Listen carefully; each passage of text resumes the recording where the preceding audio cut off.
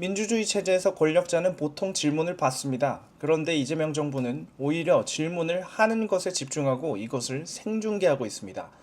이재명 정부 업무보고 생중계, 이건 대체 무슨 쇼인가 싶습니다.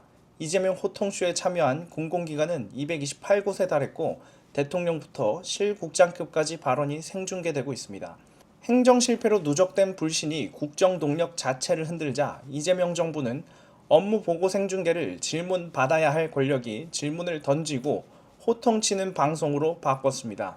책임을 져야 할 권력이 책임을 묻는 척하며 공직사회의 책임을 하방시키는 공개 훈계쇼가 국정 운영으로 포장되고 있습니다. 민주주의에서 공개 중계의 핵심은 권력자의 훈계가 아니라 권력자의 답변입니다.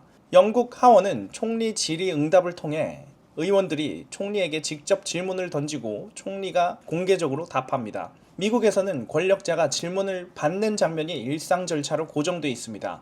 미국 정치권에서는 대통령 또는 대변인이 이동 중에 기자 질문을 받는 프레스 개글 같은 즉석 문답이 관행적으로 이어져 왔습니다.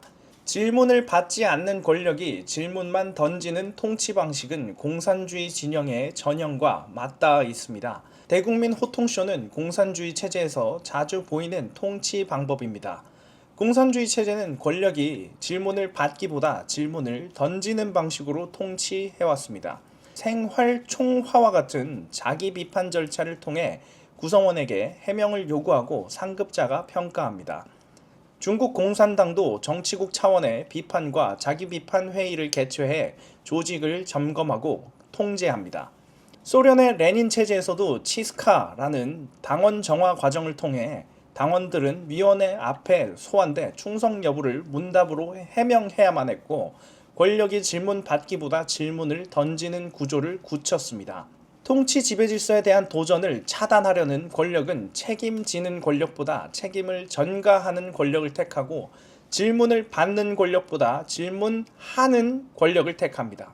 이재명 정부의 업무보고 생중계가 남긴 장면을 다시 길게 설명할 필요는 없을 것 같습니다. 환빠 논쟁, 책갈비 달러, GMO 콩, 인유두종 바이러스 백신, 가석방 30% 같은 소재가 연이어 등장했습니다. 국정의 무게중심은 검증과 설계가 아니라 질타와 지시로 쏠렸습니다.